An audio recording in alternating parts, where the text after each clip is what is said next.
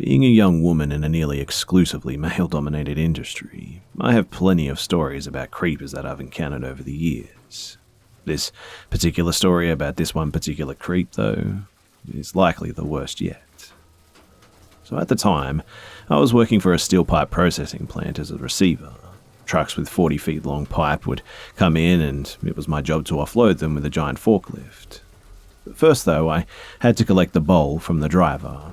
BOL stands for Bill of Landing.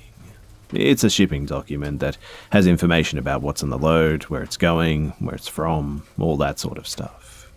So I would retrieve the bowl from the trucker and I would compare the sheet to the cargo and sign off on it, if everything checks out, that is.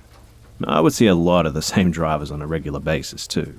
I got a lot of joking comments about how I looked too young to be driving a machine that size. A few of them asked me out, but I'm married and most of the guys respected that too. So when I encountered a new driver from one of the trucking companies, it really didn't surprise me when one of the first, if not the very first thing that he said to me was, "How old are you?" I replied 23 with a half-hearted chuckle, and he asked, "Are you married?" I replied with, "I'm engaged, so pretty much," starting to get reasonably uneasy about this guy. Not wanting to make small talk or answer any more increasingly personal questions from this guy I just met, I asked him for the bowl. "Hey, anything for you, sexy girl?" "Excuse me? What did you just call me?" "What? It's really sexy to see a girl like you driving a big truck." Now, I'm a bit of a hothead and I need to stand up for myself in situations like this or else I'll risk becoming just a welcome mat for this kind of attention. He hands me the paperwork with the trademark creepy grin like he was getting off on the fact that I was within grabbing distance from him or something. "Listen, old man," as I snatched the paperwork out of his hand. "I do not come to work to be spoken to like that. I'm here for a fucking paycheck, not a date." "What? It was just a compliment. Don't be like that, sexy girl. Don't fucking call me or say anything to me that you wouldn't say to any male co-workers, alright? I have a name, and it's not fucking smart to talk to anyone like that before you know what it is, alright?" Yeah? I bet your name's Bitch." I signed off on his shit and dropped his copy in the mud and just went over to the other driver waiting in line, took his paperwork and made Creeper wait about 30 minutes, offloading 2 other trucks before I got to his. We have a safety rule that the driver must be inside the truck while it's being offloaded, so I took this opportunity to be a bigger bitch, laid on the horn of my truck and angrily yelled at him to get in your truck. After I offloaded him, I went to my supervisor and told him what happened too.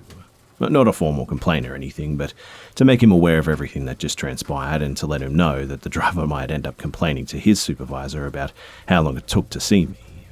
But my supervisor sided with me though, and he knows that if I lost my shit on someone, that they probably deserved it. He knew about a few other incidences prior to, so he was pretty supportive.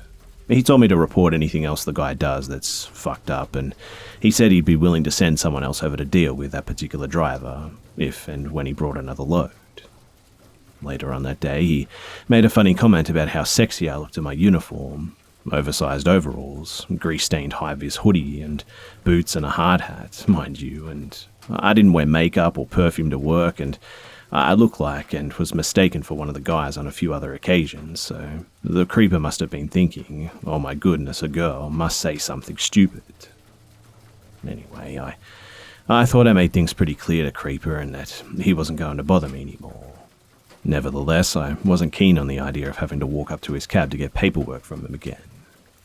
And the next day, guess who shows up with a new load? I call over the radio. "My favorite driver is here, can someone come grab his paperwork?" And a couple of minutes go by, and one of the co-workers that I get along with well drives up in his smaller tow motor to approach the driver for the BOL. I wait off to the side and take the opportunity to have a smoke next to my machine while I wait for my co-worker to come back with the paperwork. He comes back, and of course he wants the scoop on everything that happened the day before. I guess the driver asked why I wasn't there to collect the BOL, and co-worker told him that I was busy. Mind you, I was having a smoke in clear view. In no hurry to offload this arsehole, I told the co-worker what transpired when suddenly my co-worker interrupted me. "Hey, don't look now, but I think this guy's actually taking pictures of you." Of course, my head whipped around, and sure enough, Buddy was holding his phone up, pointing it at me, taking pictures, I assumed. I scurried up onto my machine and got onto the radio for my supervisor. I told him that he was taking pictures of me, and my supervisor said that he'd call security and not to offload him. Given the nature of what we do and why we do it, there's actually pretty strict security guidelines at this place. Once a month, we had bomb sniffer dogs inspect the property, and it was that kind of big a deal. So, even if he wasn't taking pictures of me, he had no business taking pictures on the property. Security shows up, and watches the driver hands him his phone, and my coworker was there with him and later told me that the guy said that he was just trying out his new phone, which obviously was absolute bullshit. But whatever, right? But they didn't find photos of me or the property on his phone, but he had a few minutes to delete them, so either way he was barred from the property, and my supervisor reported him and what had happened the day before to the driver's employer. Now, I never did see him again, but the story doesn't end there. A few weeks later, another driver from the same company, a nice guy that I had good rapport with, filled me in on my favorite driver. Hey, just letting you know that your buddy, he got canned. Ah, that's too bad. I'm going to miss him.